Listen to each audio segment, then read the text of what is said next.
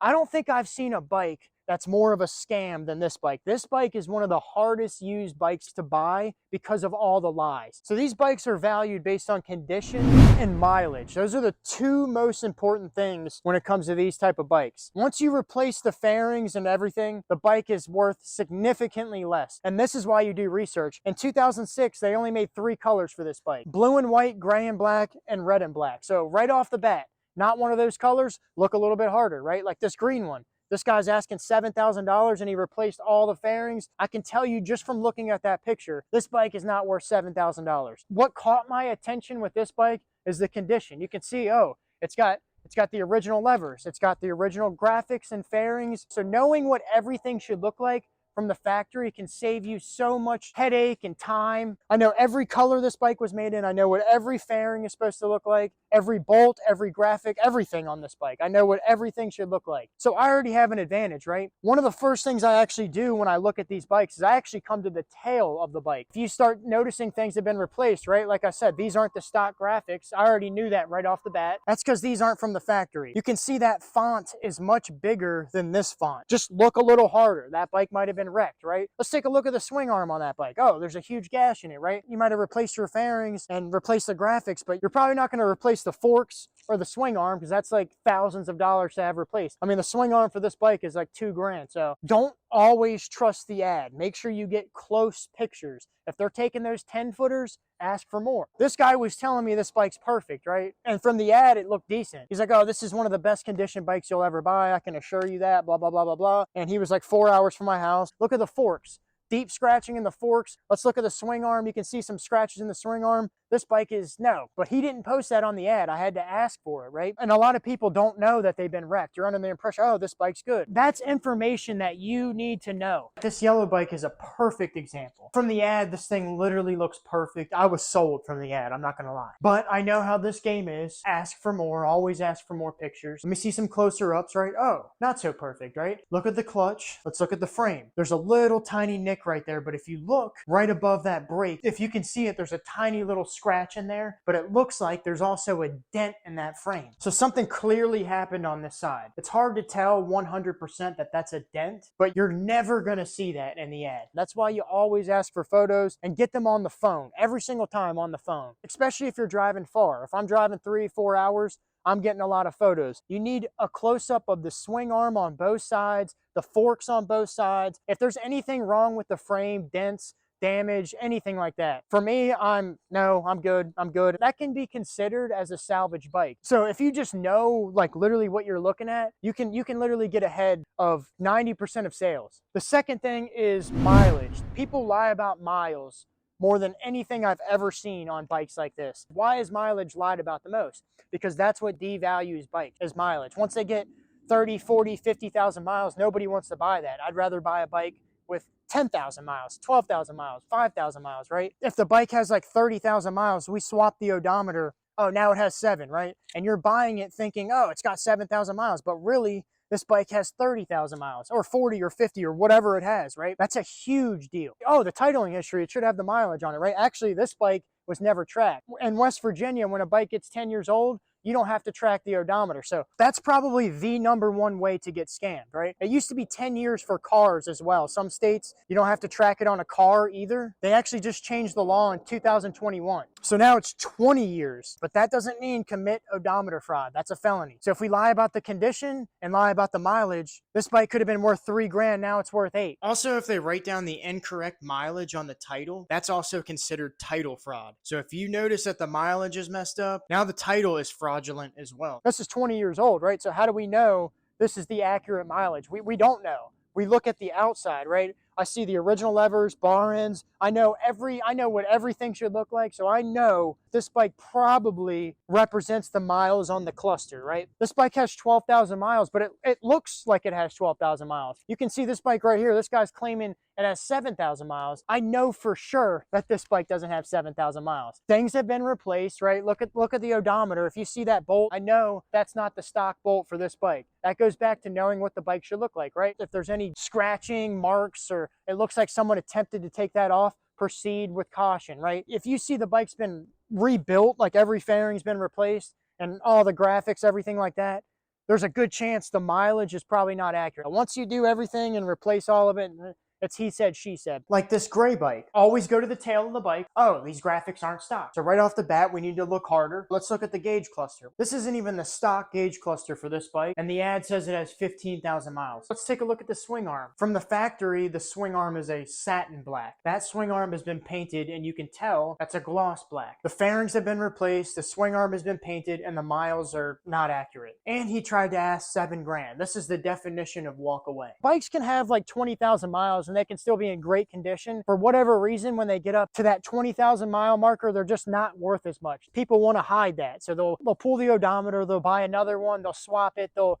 do whatever they can to hide the actual mileage. So that's kind of how you determine that. The next thing is the price. And you'll see them asking ridiculous prices. The price should be based off of the condition and the mileage, right? It's the two most deceiving things, but that's not considering, oh, it needs this, that, and this, right? How much do I have to put into this after I buy it? Let's say this bike needs fork seals and tires. Well, fork seals, if you can't do that, that's already like 250, 300 bucks. Then tires, about 400 bucks. That's almost $700 for 2 things. You need to look at every piece of the bike. With these old bikes I've seen, oh, the tires look new, but you look a little closer, oh, these tires are from 2013. You need new tires, right? Right off the bat, 400 bucks. You know, then it needs fork seals, then it needs that. Now it's not running. What if it needs a fuel pump, chain and sprockets, plugs, and whatever else it needs, right? And then on top of labor, if you can't do this stuff, you got to pay for labor, right? This adds up really, really quick. Because I've seen where people buy them and like, oh, I want to sell it right away. That's because they bought it, might have taken it to the dealership. Oh my God, how much is it? Oh, I got to sell this thing. Then what they're trying to do is sell it to you and not tell you any of that. As soon as I brought it home, started needing things, instantly need things. We're going to start with the simple things first and work to the more expensive things next. And then we'll put it all together and see how it runs. And if it still doesn't run right from there, I'm going to have to tap into the fueling system and go from there. I knew it was going to need things because it's a 2006. If they're telling you it's perfect and doesn't need one thing, I guarantee that's BS. If it's 20 years old, it needs something. What I would do is look around and study the average price. Like this bike, in this condition with this mileage, I found that the average fair, I'll say again, fair price is $6,500 asking. This bike's only worth like $11,000 new. So if you're spending like $9,000 or $10,000 on something that's not original condition and needs like 10 things, then yeah, you got scammed. And you'll see if they're asking like crazy prices, they'll be for sale for like a year. Like, dude, you're never selling that thing. This guy's asking $7,000. This is already no.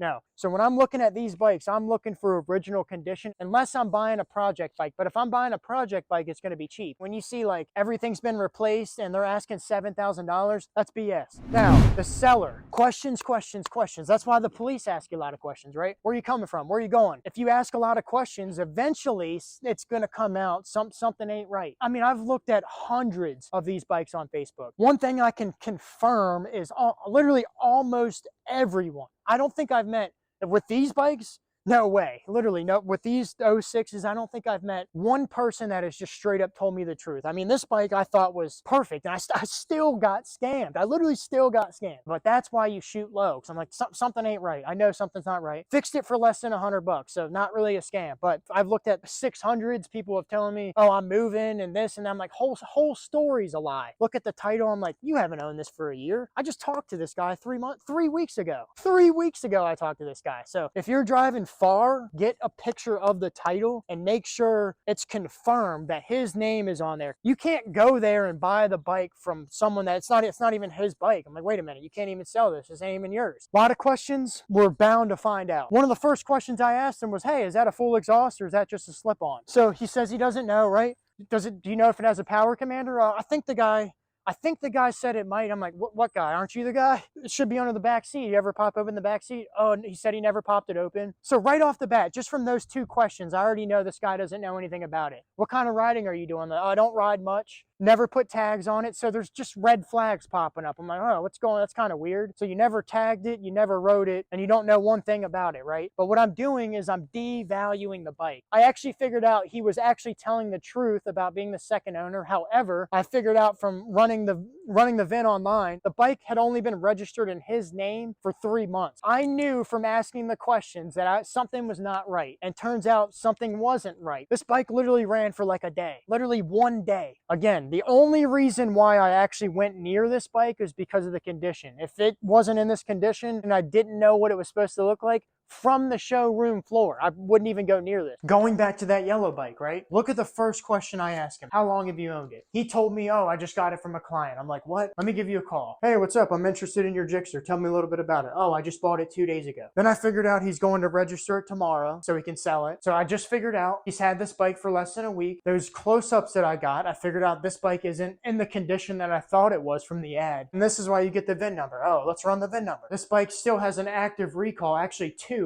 2009 still active and one from 2013. And yes, you can get recalls fixed for free, but these recalls are from a long time ago and they still haven't been completed. We're almost in 2025. So that should tell you right there. This bike has been sitting probably for 10 or 15 years. There's a good chance this bike needs tires, fuel pump, plugs, brakes, everything. This thing's gonna need everything. Don't just see the ad and trust it right away. Get them on the phone and you'll figure out the real story every time on the phone. That's gonna bring me to the next thing. You always wanna ask for a cold start. If you see that they warmed it up before you got there, proceed with caution. That you can hide a ton of things. And this thing, when I brought it home, it did, all sorts of problems.